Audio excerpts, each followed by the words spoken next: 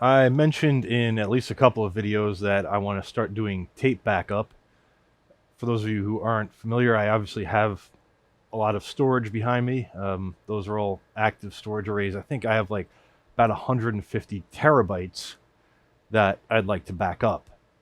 And I do have backups. I have a offsite backup server that backs up some of that because that's a lot of data to push over the internet.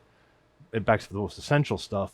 And I have a server upstairs that I did a video about that backs up everything. The problem with that is twofold, is that a lot of the stuff is backed up just in my own house, which is great for speed of restoration and speed of backups because it's all on the LAN. The downside is twofold. I mean, one, if my house burns down or gets burglarized or something, could be all gone. The other problem is the backup server upstairs is online backup. That is, it's a server that just runs 24/7 and periodically syncs data off of these file servers. And snapshots alone aren't enough to mitigate ransomware. Because, like I said, I have maybe 150 terabytes of stuff stored back there, but I only have maybe 200 terabytes of storage. So eventually, if some malware were to really go to town, it could encrypt so much data that the snapshot storage runs out of space, and then I don't have a record of the subsequent files that get overwritten, or on a rolling basis, however the snapshots are configured. In any case, snapshots are a great way to mitigate ransomware. Not the only way you should do it, but an online server is also susceptible to getting hacked, susceptible to some kind of violent power surge, lightning strike, etc. Anything that could affect the servers down here. And even if it was off-site online storage, it's still susceptible to large-scale natural disaster type events, etc. Stuff like that. And of course, the solution to that is offline backups, and preferably off-site as well, so that a disaster that affects my house will not also affect the offline storage. Now, off-site backups can be accomplished in a number of ways. I mean, if you don't have much data, you can just copy your data to a couple of flash drives, store those off-site, and this way they're offline. You could also use hard drives, SSDs, whatever.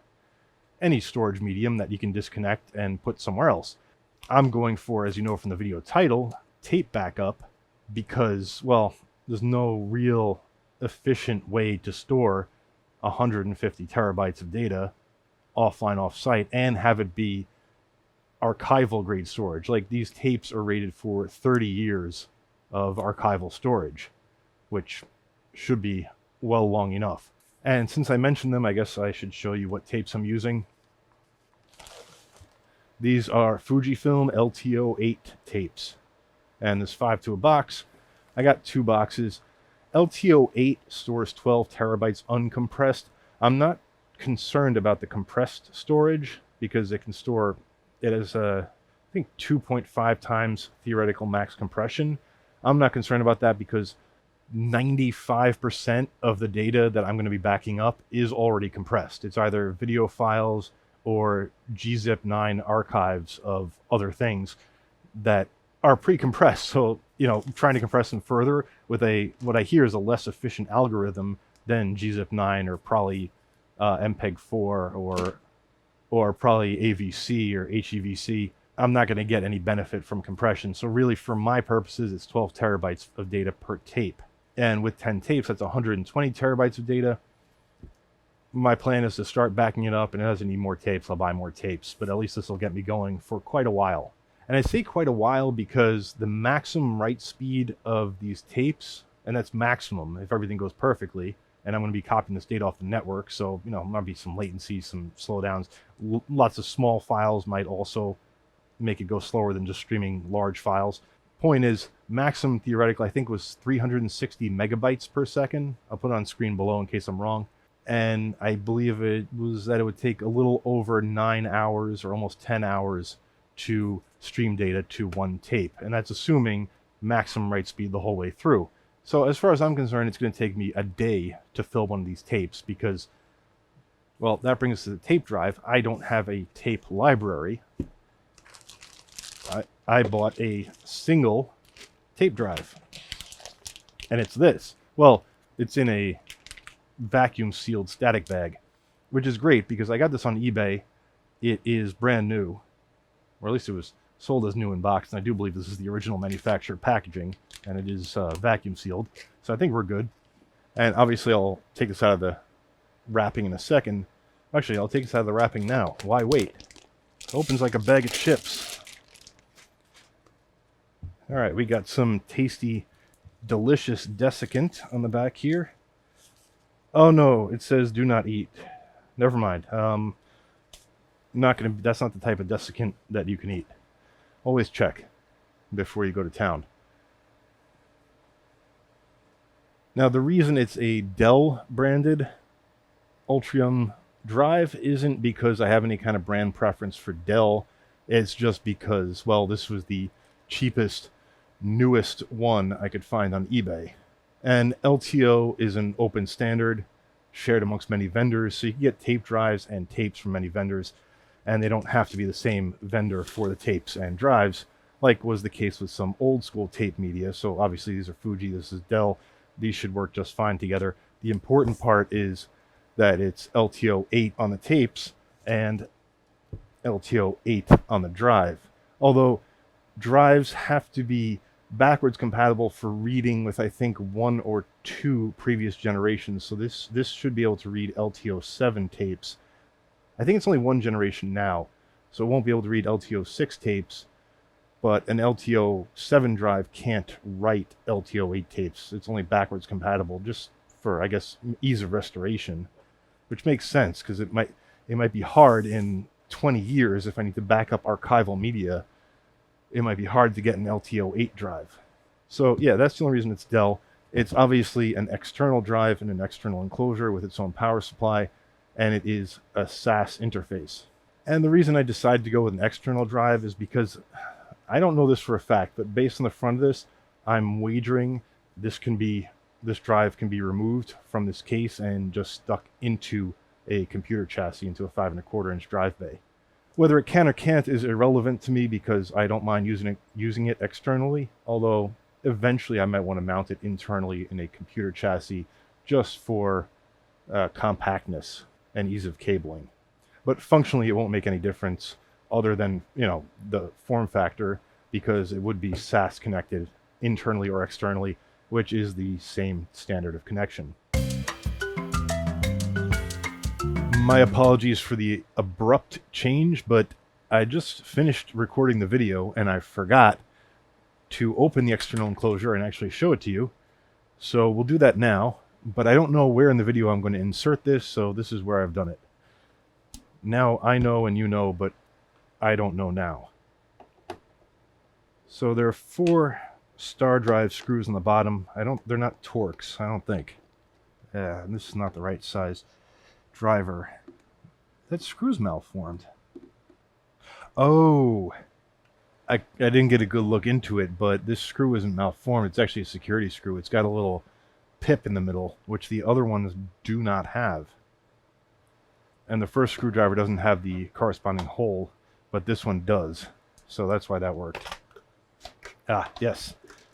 And then the cover slides off thusly. Inside is pretty much what you'd expect. Along this entire side here is the power supply, and the power button is actually at the end of that. And then in the back, a Molex style connector coming out of the power supply, which then goes to this little adapter, which has a SAS connector there. Obviously this injects the power, and then that goes to 2 SAS cables that are attached to this port, or this, or rather these 2 ports. And there's also an RJ11, I guess it's Ethernet, because it does have LEDs, presumably for link. So as you can see, there are 2 PCBs here, but I don't see components on either PCB, so they're basically just adapters. And the bottom one adapts that RJ45 port to this cable, well, or rather haphazardly arranged set of wires that then plugs into the back of the drive. Obviously there's a fan in the back here, which can get quite noisy as it turns out. It's a 40mm fan, And also coming off the power cable from the power supply is a fan connector and an unused power connector. Maybe this could have two I don't know where you'd fit the second fan. I don't know what that connector would be used for. It was not plugged into anything. The specs for the built-in power supply are, of course, universal mains, 100 to 240, 50, 60 hertz. And it's got plus 5 volts at 0.2 to 4.5 amps and plus 12 at 0.2 to 4.1 amps. And the entire PSU at mains voltage is rated 1.2 amps at lower voltages and 0.6 amps at 240 volts, which of course makes sense. So then I should just be able to pull, yep, the connector for the maintenance port comes out the back of the drive, and now the drive should just be completely free of the unit. There's this release lever, yeah, and the drive slides right out. Now, even though the external enclosure, of course, is Dell-branded, the drive itself is IBM. And it has a manufacture date of 2021, November 24th. So right now, it's about 3.5 years old. I did get a new old stock. It was new in box, but clearly it's been around for a little while.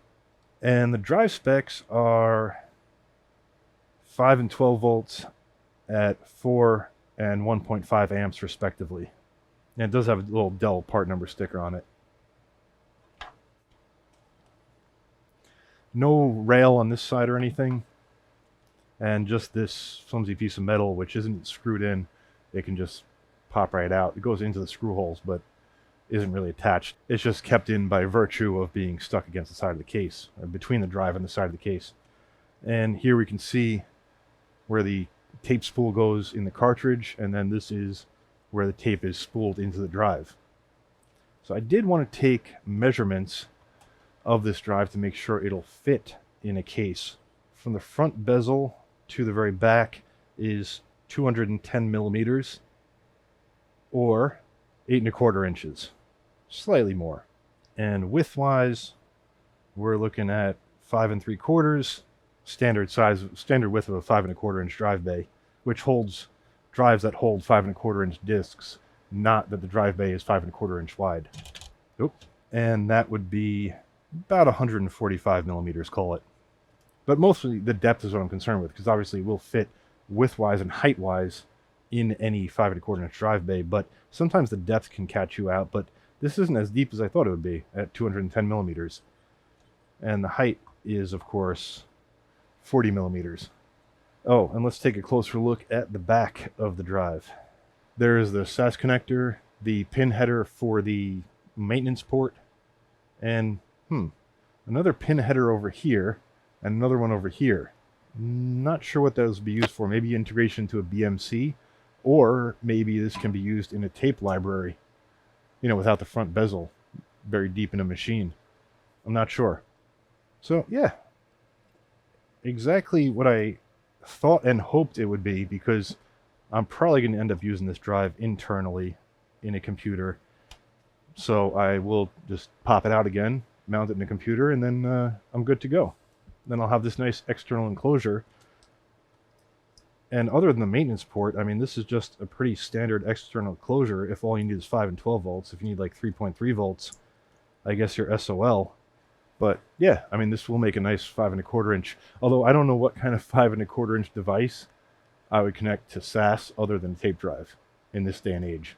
Although, I guess interestingly, I've covered it before. You could put a 6 2.5 inch drive bay adapter in here, and then have 6 SAS drives, like 2.5 inch SSDs. Neat. Not too much to show, kind of what I expected, but nice and easy overall. Should we take a look at the power supply? We should probably just take a look under this cover at least. Alright, and this last screw has a pip in it as well. I just got a picture, and now I just need to find the right size bit for this screwdriver. There we go. So they're really kind of serious about you not getting into this, even though it's not that hard. Oh, there's got to be another, 2 more screws. There we go. Yeah, it looks like a standard switch mode power supply, but with a lot of interference suppression, and I mean, I'm sure it's a good quality power supply. Interestingly, the connector for the power button and power LED is on this little pigtail, and there's what looks like a connector on the board, but it's actually soldered. Just weird they wouldn't put the connector right on the board. There is a fuse right there, interestingly, and this diode has a heatsink on one of its legs, which is also kind of interesting. Mains inlet wires are super thin, but on a connector, and the ground wire just goes straight to the chassis. The ground wire loops around and connects right there. And so, yeah, that is the device. Now back to our regularly scheduled programming. The package that I got from eBay also included an HBA, which also appears to be sealed, should be new. And this is a 12G SAS card, although I believe, at least I'm inferring from the interface, this is a 6G or 6 gigabit per second interface on here, but 12 gigabit per second on here, which is fine. I actually might save this HBA for something else and use a 6 gigabit HBA if that is the case.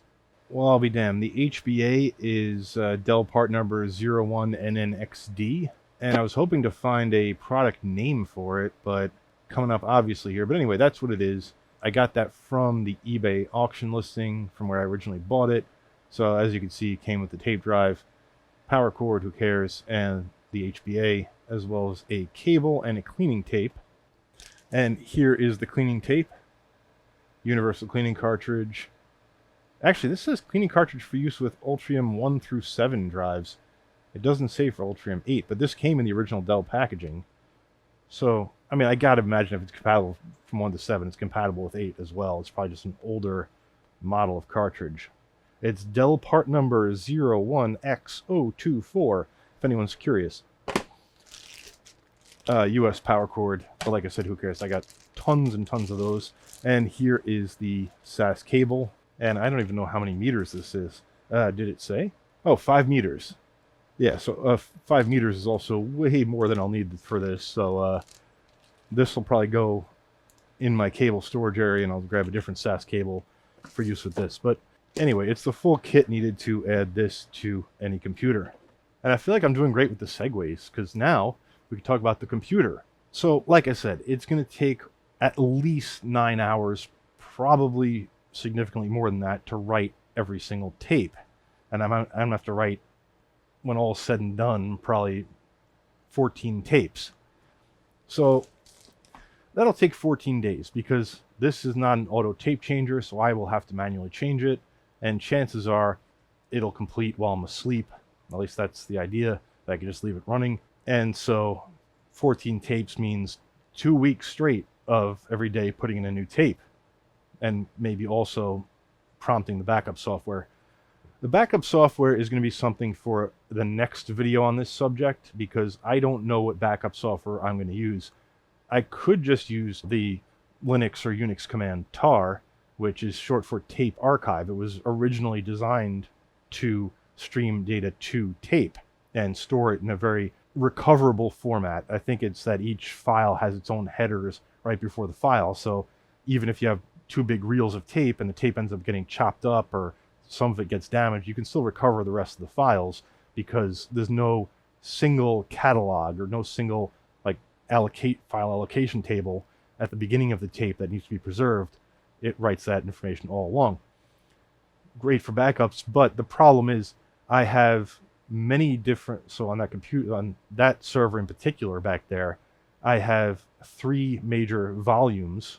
Each of these disk shelves that you see stacked one on top of the other is an array, rather big array, and in that, of course, data is organized in all sorts of different ways. I don't necessarily want to back up every single thing on every one of those arrays, so using tar would be tricky, because I would really have to go through and exclude and include directories all willing. I'd rather use something with a GUI, is my point.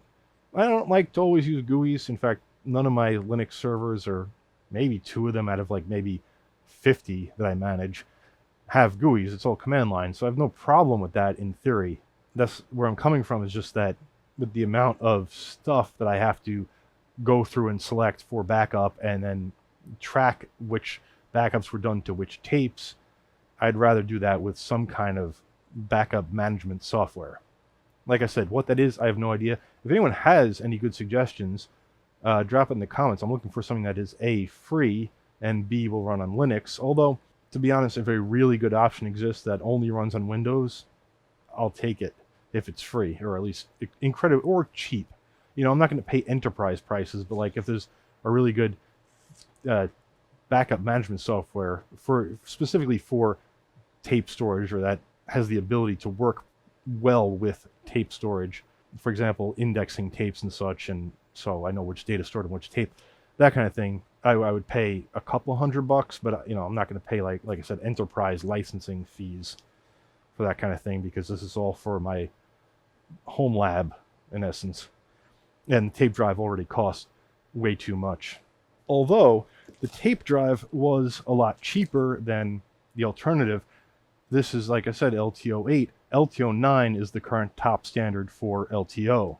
The problem is LTO-9 drives are hella expensive, and I didn't want to go with a used drive because you never know what use and abuse it might have been subjected to. And so I don't want to get a used drive that's going to die on me after I run like 3 tapes through it. I figured a new drive was a better option. That brings us to this, the computer to which I'm going to attach the drive. And you might say that's weird, why not attach the drive to that computer there? Couple of reasons. Mainly because I don't want to be subjected to the noise of the tape drive. Look, it's plenty loud down here. Let me just turn the... Here, what I'm going to do is, just to show you what I'm working with in the basement, I'm going to take this away from my face, because inverse square law, the closer this is to my mouth, the less background noise it'll pick up, relatively speaking. So I'm going to put this around here, and I have noise cancellation running in post-production. Let me turn that off right now. And now you can hear the amount of background noise relative to the sound of my voice. I'm talking the same volume I was the whole time. So yeah, this is what it would sound like if my voice was the same with the microphone at that distance and no noise cancellation, just to give you an idea.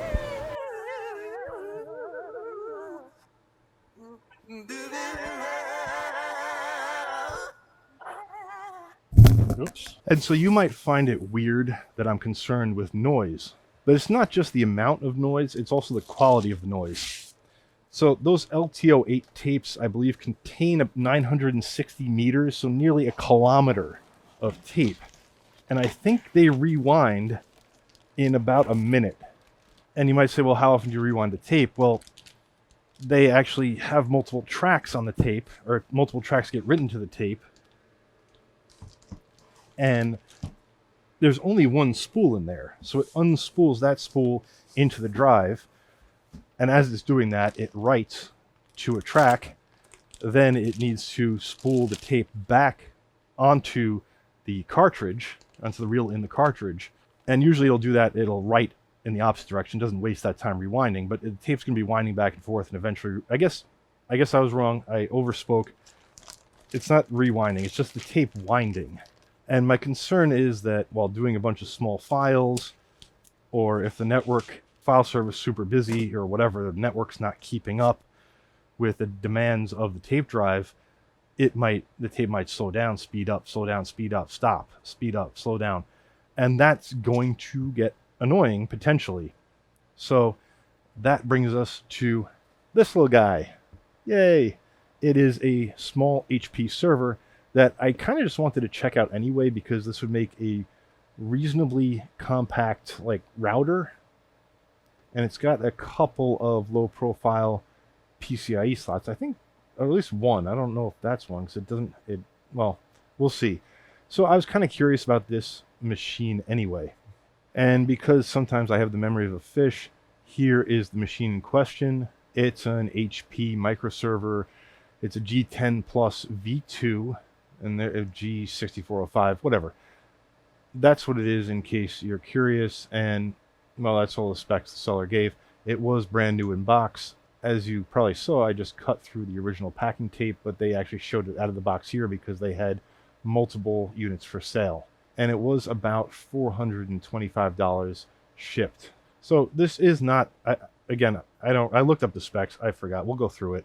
This is not the most powerful server in the world. It has an external power supply, by the way. But I don't think it needs to be to write to tape. Why are these thumb screws, like, impossible to thumb screw? Star driver torques, I don't know, whatever.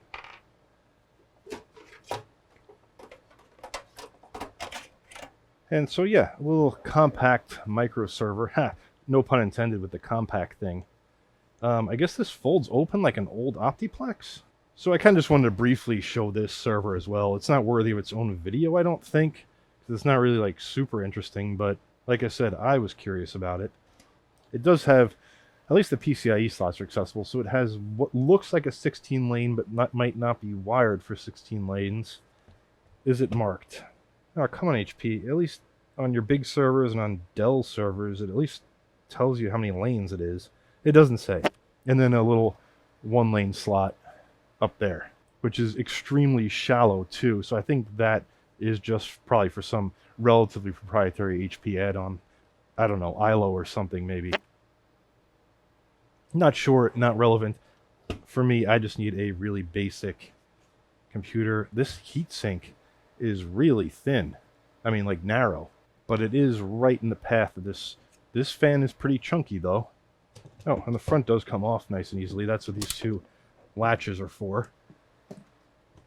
And it's got 4 3.5-inch drive bays. So, you know, this is technically physically larger than what I need because I'm not going to be putting any 3.5-inch drives. Although, and it's got 1 stick of RAM. But anyway, the point is I knew this had 1 full-size, well, half height, but like reasonably large PCIe slot, so we can squeeze the HBA in there. But anyway, the point of this is that this is a low-power, relatively quiet server, and therefore I can stick this somewhere else in my house where it's not going to bother anyone, with a tape drive sitting on top of it. Again, I know it sounds contradictory that I'm glad this is a quiet computer, whereas the tape drive, I'm worried about the noise, is because when the tape drive isn't writing, at least this thing won't be making any noise. What in the crap? Okay. So, yeah, there are 2, like, grab handles, so this back... Oh. It was because this was in the way. Thought it wasn't sliding out. Okay, okay. That's not so bad, then. You can yank out the whole motherboard, and there is a much larger heatsink hiding under there. Very cool. Okay. And actually has an internal SAS connector. It's just too bad it doesn't have a 5 1/4-inch bay, and it's probably not deep enough to fit the tape drive anyway, even if it did. Does it have an M2 connector for an SSD? It does not. What it does have, though, is a USB port. So now that I've assessed what's in here, what I'm thinking is, if that is labeled SATA port 1. Man, this server is a lot of ups and downs here, because it keeps taking away my hope and then giving me hope. Okay, so that says SATA port 1, not SAS port 1. And what are the connectors in here? They are SAS connectors, though, interestingly, down at the bottom of the bays. See? It says SATA here, but they gave it SAS connectors there. This one is labeled HDD, LED, and thermal. I believe this might be the thermal probe, or thermocouple. It basically looks like a transistor, but I'm going to guess that's a thermocouple. So it's just monitoring the temperature right here near the front where the air inflow is. I guess maybe to monitor the inflow, and there's more temperature sensors in there. Anyway, what I'm thinking, I might test this anyway, just to see if this is SAS, or we'll look in the BIOS. And if this is a SAS connector, I do have a adapter or a bracket that I can attach to the back of this that has a female SAS connector and a cable to a male SAS connector. Anyway, this was a bit tangential. For now, just because I want to test all this stuff, I'm going to put this HBA in here, even though it may not be what I'll ultimately use, because my goal for this video is to get this drive connected and to just get it tested. Just see if I can write some files to it, maybe just using tar. One thing I do like is they included a bunch of extra screws just on the front of the chassis, and I think they intend those for hard drives, because these look like trayless mounts for hard drives. Like you would just put 2 screws on either side of the drive, and then these levers move out of the way, and the screws would just ride in these rails, and the drive would just sit in there, which I kind of like. I kind of like trayless just because, you know, sometimes you run out of trays. And it makes swapping out drives faster for someone like me who doesn't buy the... Oh, I had a screw for this. What am I doing? Anyway, I got to show you that it came with extra screws. But for someone like me who doesn't buy hard drives from, you know, from Dell, from HP, which replacement drives come in trays, instead, all these things back here, I just bought empty DAS enclosures with trays, with empty trays, and then I populated the drives myself. And then the bottom one is actually the bottom one is actually a Supermicro 36 bay server. It's really old by now and really needs to be replaced. That's a subject for another video. And that came with all the trays but no drives. So I prefer this kind of trayless thing myself. Got the HBA in there. And then I guess for testing purposes, just for speed, to make my life easier, to make boot times easier while I'm messing around with this, I'm going to put a 2.5-inch SSD in the front of this in one of those bays. And there you can see our 2 SAS ports. The reason I said this would make like a good little like home lab router type thing is because it's supposed to be pretty low power, pretty quiet, has 4 Ethernet ports, obviously, 4 NICs built in. You could add up to 4 more NICs here, or you could put a nice like dual port 10 or 25 or even 40 gigabit card in here. Although if you're running 40 gigabit, I don't know if this machine will be able to keep up with routing that kind of traffic. Actually, I was going to say, yeah, this thing on the back is bugging me. It's a cable. Actually, you know what? It's for cable retention, and I guess I should take a look at the included power supply. It's a light-on, and the specs are 19.5 volts. Whew! 9.23 amps.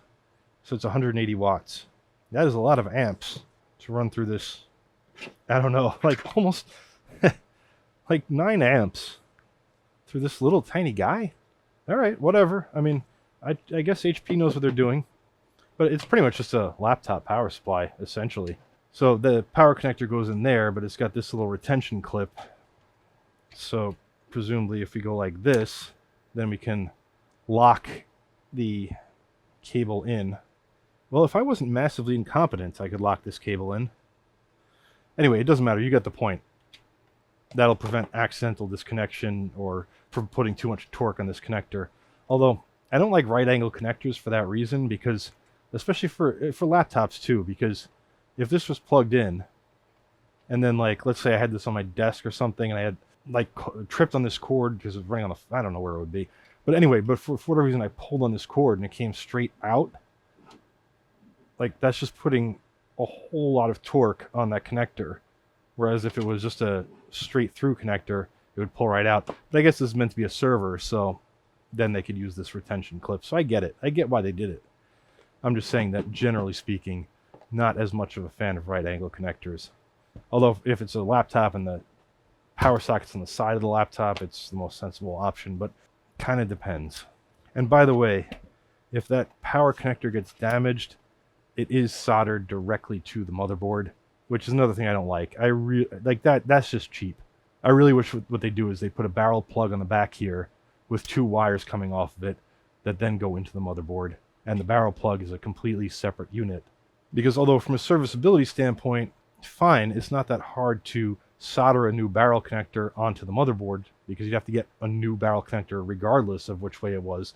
The difference is, with the barrel connector soldered to the motherboard, again, if this cable does get pulled, if that is torqued, not only could it damage the connector, but it might also damage the motherboard. Like if that connector rips off the board, it could take some traces with it. It could bend the board. It could do any number of things. Not my preference. Anyway, enough rambling. Let me get an SSD. We'll boot this up, connect the tape drive, and see what happens. And before I boot it up, I'll install, what is this? Ubuntu Desktop 24.04. Just because that's what I had on my desk already. Okay, got a little Silicon Power 256 gig SSD, real cheap, only a couple, like 1 flash chip on here, maybe 2. on the board that's in here. And I'm just going to drop this right into the connector because it is so lightweight, it shouldn't damage the connector. I mean, I wouldn't want to go like mounting this in a vehicle or something, or you know what I mean. But that's not going anywhere, just on the basis of the connector itself as it's sitting on my bench or table, whatever.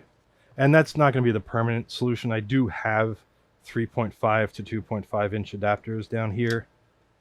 That kind of is annoying though. If you have to swap one of the drives on the front, you either have to leave these unlocked all the time just so you can take this off, in which case it'll be kind of flapping in the breeze. I mean, it kind of clicks in like well enough, I guess. If it's just for home lab use, you could just leave it like that without locking it. But if you do lock it, then you have to take the top cover off if you want to swap a drive, which isn't that bad. And I guess this would make a nice little compact file server as well. See, the problem is you could put a lot of storage in here with 4 like 22 terabyte drives, but what are you going to do? Like RAID 5? No. You're going to do RAID 6, which would be 2 drives of overhead, which would mean you'd only get 44 terabytes of usable storage, right? In which case you might as well just do RAID 10. Yeah, I mean, that's the problem with a 4-bay chassis. It doesn't really give you much flexibility as far as configuring a RAID array. The other problem I didn't realize is that this drive is deeper than the server, almost as wide as it, so I might actually put the drive under the server just to give it more stability. I mean, yeah, that's probably how I'd end up stacking it up. This rubber, I like this rubberized. I was gonna call them feet, but they're also tops. Hats? It's the opposite of feet. Heads. Oh no, it does have, well, it has feet as well. Oh yeah, and the feet are actually just about level with this rubberized part. But actually, that makes stacking this very nice, because then this doesn't really want to move. I don't know if I have a mini SAS to SAS, like to, what is it, 8088 to, I forgot the numbers of the SAS connectors. But I don't think I have a short cable. One moment, please. As Big Clive would say. Although he'd say it in a much better accent. In a much more calming voice. Well, I have straight through cables of both types, but not adapter cables. We'll just work with this for now. I'll put it on my shopping list. Although, like I said, I'll probably use a different HBA anyway. Alright, I'm going to torture myself by doing this upside down and backwards because it's on the monitor. I guess it's kind of funny to me that the tape drive, the peripheral, has an internal power supply and takes full line voltage, whereas the computer itself does not, and it uses an external power supply. Oh, and I'm going to need video, and the feed to my switcher is HDMI, but obviously this has VGA, and then over here, it's hard to tell I guess, but it has a display port. The power LED turns solid. There's like a health LED that turned green, but I'm still not getting any video output. That could just be my switcher's input doesn't like whatever this is feeding it. Shit. That does happen sometimes. There's also the possibility this might by default use the VGA as the primary adapter, and you might have to switch it in BIOS to use DisplayPort as the primary adapter. I don't know. So let me go through more of a faff. Well, actually, realistically, the most surefire way to see what's going on is just to hook up a monitor. Not that this is hugely important because this is all tangential to the tape drive solution, but like I said, this is sort of also a video checking out this HPE MicroServer. Let's see what we got. No signal. It's probably using VGA. Okay, for those of you who are curious, this is a upside down Hall Research VGA on one end, to HDMI out on the other side, along with audio, and you could change settings and stuff to optimize the image position and quality for your purposes. Another thing I picked up used on eBay, but really convenient for when you have a device that only has VGA out and what you really need is HDMI out. Of course, a lot of older servers only have VGA out, but more and more monitors only have HDMI and or DisplayPort in. There we go. I just saw a video signal pop up, so I guess it was trying to use VGA. And there we go, booted into the flash drive, which is not what we wanted just yet, because we want to... This appears to be a low and slow BIOS. It's nice that the BIOS date is 2023. I mean, it's 2025 now, but this is a slightly older system, just not like ridiculously old. Oh, it actually has 16 gigs of RAM. Hey! And it has an Intel Pentium Gold G6405 at 4.1 gigahertz. I mean, it's a Pentium Gold, not a Xeon Gold. But still, that's better than I thought this had. I guess HP's whole thing with this is that it's supposed to be like a edge, like managed type thing. General power efficient compute. That's fine. I'll leave it at default for now. I mean, if I need to make it quieter, I'll make it quieter. Yeah, that's fine. Don't need to worry with the serial. I want to make sure all the USB ports are enabled. Good. Automatic power on restore last power state. That is what I usually go for, unless it's like a real mishcrit server, in which case I'll put it on just to power on with AC. Yep, that's all fine. I'm kind of just going through this, and I might speed this up actually in post just so you can see, in case you're curious about what the options are.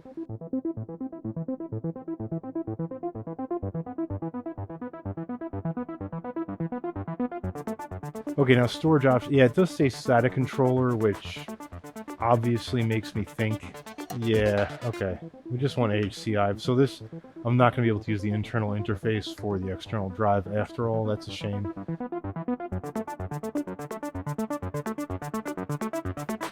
That, even though it's sold as a Dell HBA, it's actually a Vago 3008. So there you go.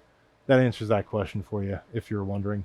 And yeah, this still does say SATA controller, so that is a shame.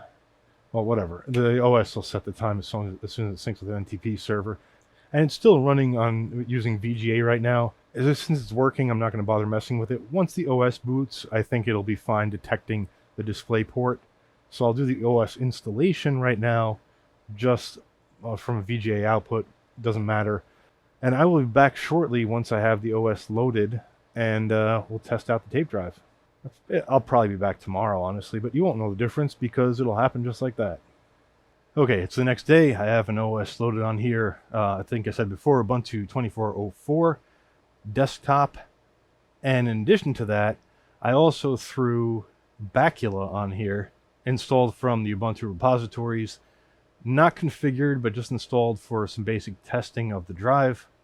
And the drive was recognized by the system.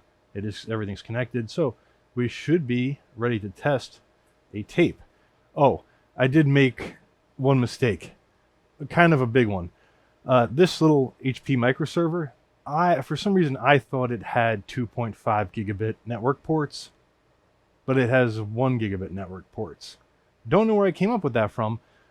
The problem there is the tape drive can stream data at 360 megabytes per second, which is like 2800 megabits per second, or 2.8 gigabits. 2.5 gigabit Ethernet really wouldn't be enough, especially with overhead for network shares and file transfers, but it would have got close and it would have been acceptable. Really what I need, I have 10 gigabit Ethernet behind me in, connecting all these servers and everything, and that's really what I want. The problem is, with only one PCIe slot, I can't put both an HBA and a NIC in there. So it's kind of one or the other. And there's no M2 slots on it either, so I can't like use some kind of M2 based solution for an extra PCIe slot. It doesn't matter. It wouldn't help. So, most unfortunately, I'm not going to be using this cute little server. It'll still get use at some point, probably as a router or, I don't know, small file server somewhere else. Who knows? Point is, I'll have to figure out another solution for that, but for now, good enough for testing this whole thing with. I'm thinking what I might do is a custom build with a small desktop chassis that has a 5.25 inch drive bay, so eventually I can mount the tape drive internally. I also set up this close-up camera for the tape drive so you can see the LEDs and all the crap that's going on with it. And here's what I'm doing. I'm connecting remotely to this system just because I can't get the DisplayPort out of this to work for the life of me. It only seems to want to go VGA, and even in the OS it won't recognize that there's two display connections or two displays connected. It just wants to use VGA. I don't know why. Maybe I need special drivers. I doubt it. My workaround is just remote into it. It looks better than... It looks clearer than trying to do it over VGA. The tape drive is detected as as multiple devices: ST0, ST0A, L and M, NST0A, L and M. The difference between ST and NST is that NST will not rewind when it's done writing to the tape, whereas ST will automatically rewind, which means NST is better if you're going to be adding files to the tape incrementally. That is, if you're doing it using file system utilities, not backup software that would handle all that for you. As for the A, L, and M, the best I could find on that is that those are different write modes. So the ST0 would be mode 0, L is mode 1, I believe M is mode 2, and A is probably mode 3. Some people, it depends apparently on the specific hardware and driver implementation. Some people say that A means append, but I don't think that's the case. That's really what NST should be used for. And L and M, mode 1 and 2, it's usually different levels of compression. I don't know for sure. I will find out. Anyway, the point is, let's test the drive. That's only going to be possible with a tape. So this is my own sort of exciting unboxing of these tapes. So here we can see 12 terabytes native, 30 compressed. And I'm really only concerned with the native capacity because all of my stuff is pre-compressed and compression isn't going to do anything for me, at least the bulk of my data. And here is the cartridge. And I forgot all the color codes, but these are color-coded by LTO variants. So like this is 8, so this is this crimson color? I don't know. And there's one manufacturer, I think HP, who does their own color codes, but it's really supposed to be an industry standard, but it's not for some reason.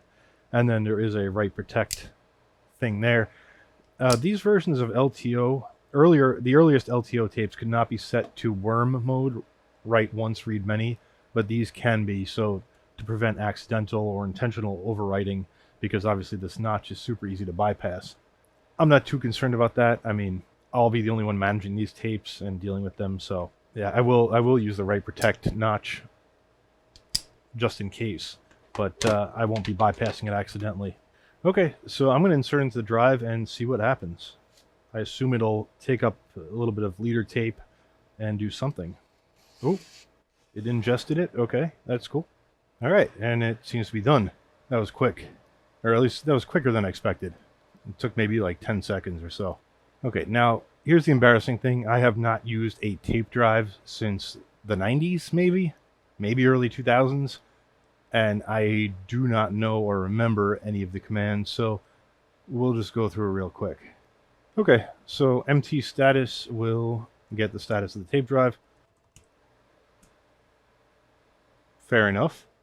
Hey, you know what?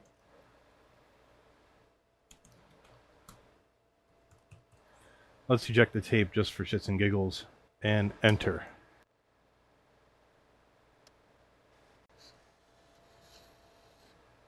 Yeah. Very nice. It's giving me those VCR vibes. And then it's still whirring away, so I wonder if it'll give me the status right away. I kind of waited a second. Okay. We know the host is communicating, so I guess the best way to test it would be just to try to back something up to the tape using tar. I'll just back up one file, and we'll see what happens. And what file do I want? So we'll back up the first part of this video, because I ain't typing that whole thing. Okay, in theory, that should back up the file. Oh, I should have checked the size of the file first. I think it's, pardon my Windows, but so this is going to be a 38.3 gig file. And obviously it'll take a while because it's on a gigabit network, so it's not going to go as fast as the tape drive could handle. The other thing I want to do is let's watch the network. Alright, so I am going to switch the other camera and just hit enter.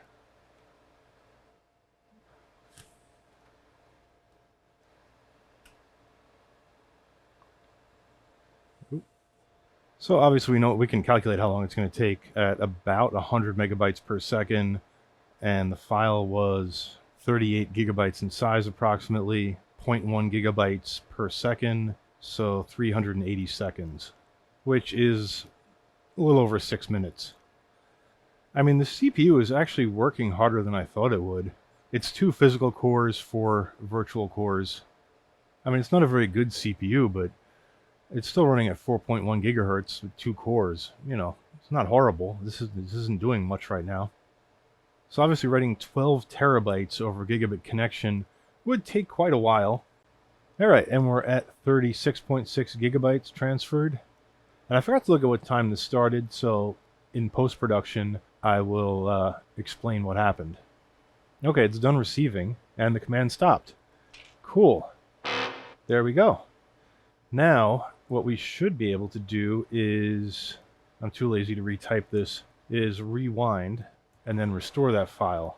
Not rewind, and I'll restore it to the local file system. So again, I'm going to put that up on camera and hit enter so we can hear what it sounds like when it's rewinding. Pressing enter now.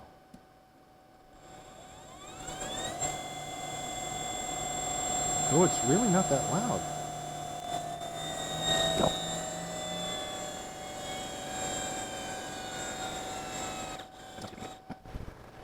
So that was longer than I thought it would be to rewind what is equivalent of 38 gigabytes worth of tape.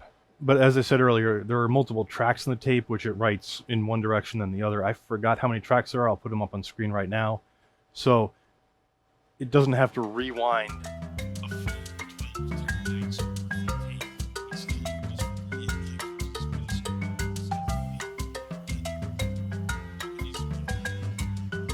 and we'll restore the backup here. My bad, screwed up the tar command. Now it is, it's making a lot more noise than before. I mean, that makes sense because it was reading, and that makes sense, I guess, because it was writing much more slowly due to the network bottleneck. It's only restoring at about 120 megabytes per second. I would have expected faster. We're not bottlenecking at CPU. Granted, this isn't the fastest SSD in the world either. Now it's kind of going up and down. Maybe the SSD is overheating. If that's the SSD throttling already, though, down to like 60 megabytes per second for linear writes, this is a pretty shit SSD.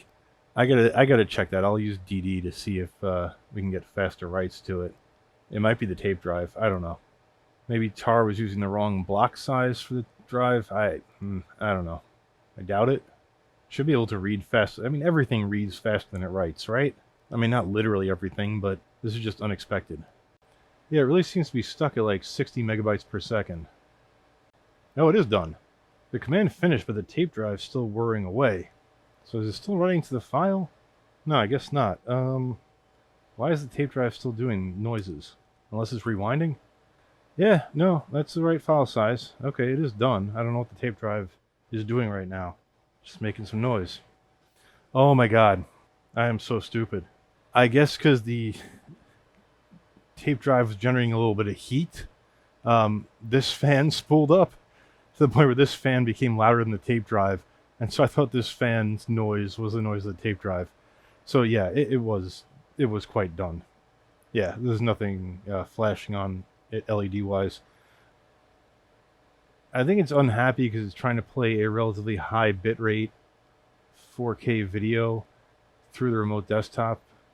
Oh yeah, that is absolutely hammering the CPU. So I don't think that's corruption in the file. I think that's just VLC struggling to play this. Man, this CPU sucks. Okay. At least I think that's the reason. Oh, the other thing I wanted to check was what is up with the SSD. I mean, it's writing that at 500 megabytes per second. But is that going to collapse when the SSD starts getting hot? Because it had a few minutes to cool down.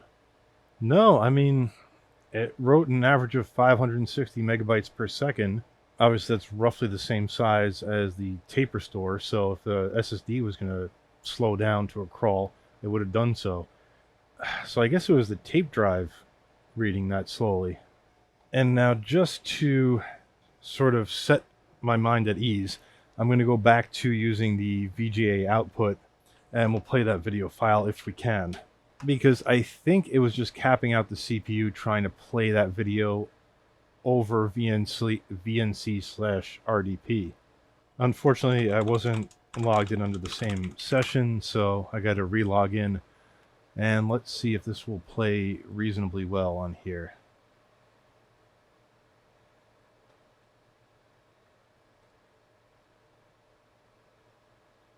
Is this still maxing out the CPU?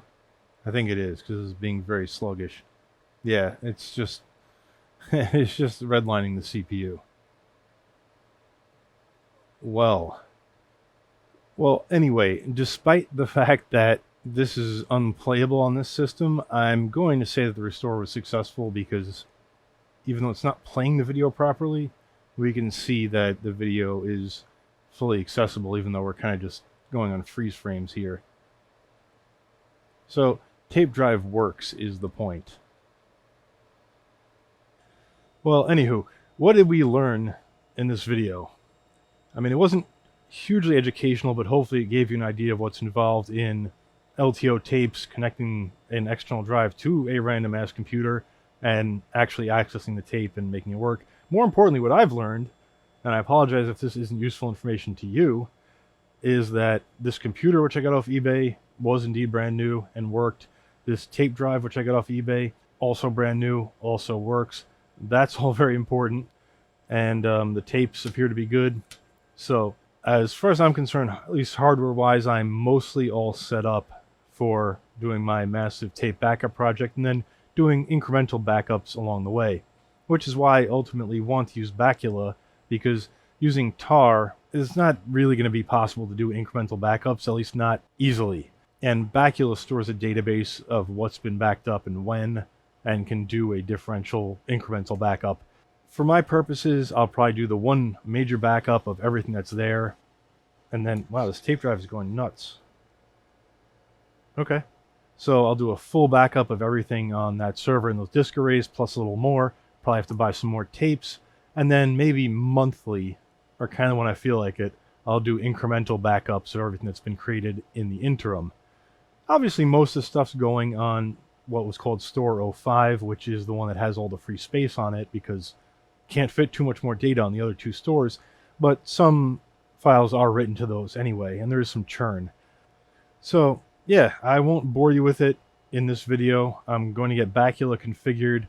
Once that's done, and once I figure out what computer I'm going to be using with the tape drive, I'll do another video, walk you through what my Bacula configuration is like, show you how the backups have been progressing if I'm in the middle of them or if I'm about to start them, maybe show you the first backup starting on Bacula, and also show you what hardware I've used to replace this HPE MicroServer, which was unfortunate. I wish I hadn't made that mistake. I don't know why I thought it was 2.5 gig Ethernet ports. Very unfortunate, but thank you for watching. If this was at all amusing to you, I guess subscribe. I mean, I don't want to tell you what to do. If you want to subscribe, do. If you don't. I mean, it's not... I don't know why I did that. It's no skin off my back. But thank you for watching. And I'll see you next time. No, I gotta stop saying that. I won't see you. I can't see you. That's not how this works. Bye.